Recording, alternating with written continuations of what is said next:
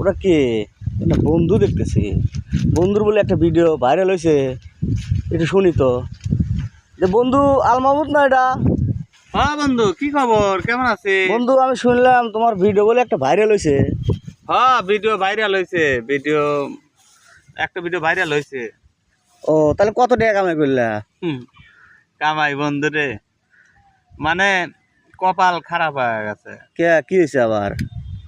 কপাল তো খারাপই হবে, মানে ভিডিও ভাইরাল হয়েছে ঠিক আছে, তোমরা শুনছো ভিডিও ভাইরাল হয়েছে, কিন্তু ভিডিওটা কিভাবে ভাইরাল হয়েছে সেটা তো জানো না না। সেটা জানি না, তুমি বলো।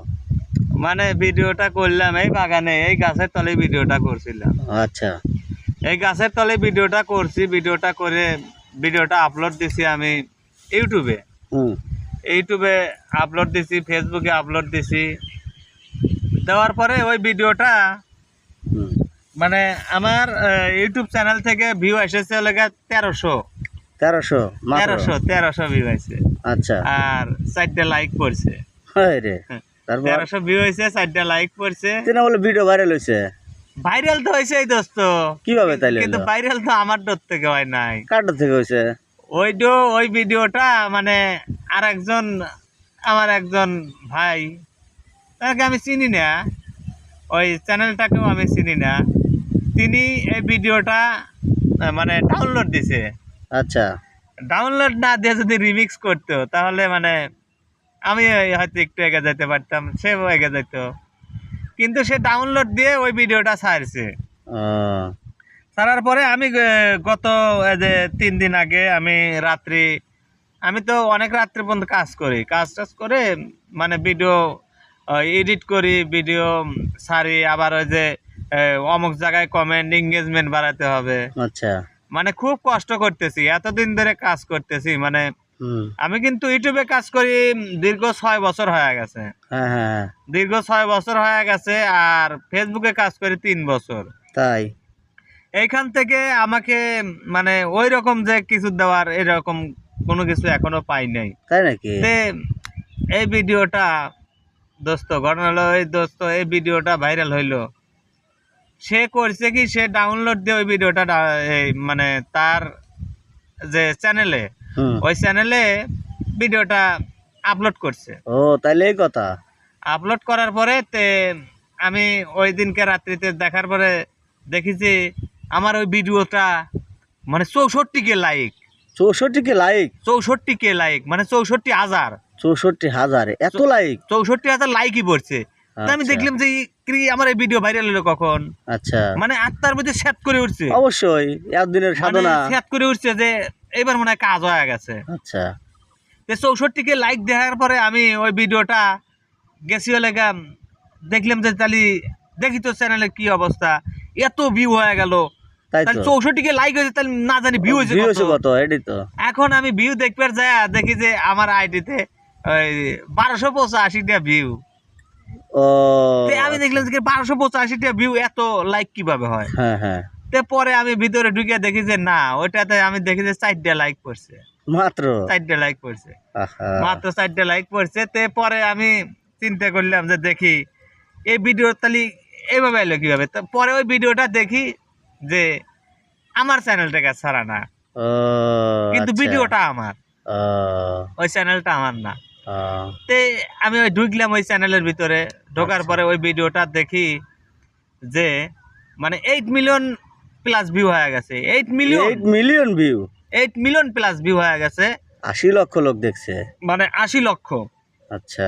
80 লক্ষ দেখার পরে আমি পরবর্তীতে দেখলাম যে তাহলে এই লোকটা কে। পরে দেখি যে আপন মির্জা নামে একটা চ্যানেল, চ্যানেলের নাম।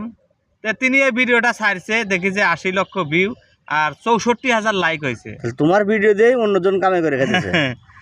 64,000 লাইক হয়েছে আর 80 লক্ষ ভিউ হয়েছে। কোম্পানি দোস্ত, মানে কোম্পানি আমাকে ওইরকম ভাবে চিনতেছে না। আমাকে চিনছে কিন্তু আমার চ্যানেলটাকে চিনতেছে না।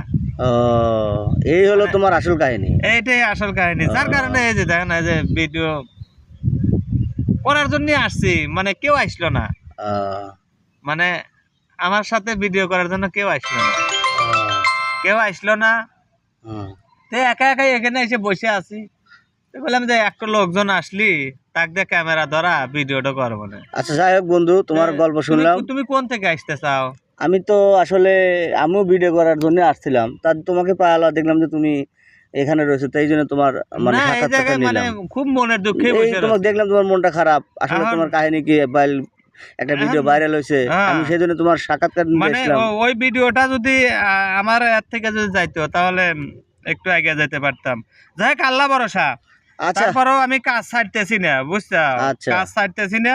এখন দেখা যাক, আমার ভিডিওতে আমাকে তো 80 লক্ষ লোক তো আমাকে দেখছে, দেখছে। এটাই তো সাধারণ, এটাই অনেক তো মানে আমার অনেক বড় টাকার পাওয়া। দরকার নাই দোস্ত, টাকা আমার দরকার নাই। সেটা ঠিক, সেটা ঠিক। কিন্তু আমাকে যে 80 লক্ষ লোক দেখছে হুম। এটাই অনেক কিছু। মানে 80 লক্ষ আমি দেখছি ওই পর্যন্ত, আচ্ছা। কিন্তু তার 2 দিন পরে আমি ঢুকছি পরে ওই আইডিতে। তে অনেকেই আমাকে বলতেছে কপিরাইট মেরে দাও, কপিরাইট মেরে দাও, কিন্তু আমি কপিরাইট মারবো না। তো কপিরাইট মেরে এখন একজন সে শখ করে ভিডিওটা ছাড়ছে, হুম। আমার ইচ্ছা নাই কাউকে কপিরাইট মারার, সে কামাই করে খায়, সমস্যা নাই। আমার কপালে যেটা আছে সেটা হবেই, টাকার দরকার নাই। কিন্তু আমাকে যে 80 লক্ষ লোক, আমি এটা দেখছে। দেখছি যে 80 লক্ষ দেখছে, এটাই কিন্তু অনেক। তারপরেও মনে করেন যে এটাই মনে ওই শান্তি। ভিডিওটা আরো ভিউ হয়েছে, আমার জানা মতে আরো ভিউ হয়েছে, কিন্তু ওই ভিডিওটা পরে আর খুঁজে পাই নাই। মনে হয় তার আইডি থেকে কেটে দিছে হ্যাঁ, মনে হয়। কাটিয়ে দিছে, সে আইডিটা থেকে পরে কাটিয়ে দিছে। সে হয়তো বা তোমাকে দেখে ভয় পেয়েছে যে হয়তো কপিরাইট সে ভয় দিবা, পাইছে যে copyright দিবা। দেয় কি দেয়। আসলে তুমি তো ওরকম দিতে না। না না না, আচ্ছা যাই হোক, আমার ওই মন মানসিকতা নাই, ওই রকম ইয়া নাই, ওইভাবেই ছেড়ে দিছি। আমি কাউকে আমি কপিরাইট দিতাম না। সে হয়তো ভয় পাইছে, কিন্তু আমি কপিরাইট দিতাম না। যাক ভাই, আপনি ভালো থাকবেন। আপনি যে আমার ভিডিওটা ডাউনলোড করে চাইছেন, সমস্যা নাই ভাই, আপনারা ছাড়তে পারেন, কোনো সমস্যা নাই। আমি কাউকেই কপিরাইট দেবো না, আমি এই ভিডিওর মাধ্যমে বলে দিচ্ছি, আমি কাউকেই কপিরাইট দেবো না। আচ্ছা যাই হোক, আপনারা ছাড়তে পারেন। আচ্ছা যাই হোক বন্ধু, তোমার জন্য শুভকামনা রইলো, ভালো থেকো। আসসালামু আলাইকুম। ধন্যবাদ। ওয়ালাইকুম আসসালাম।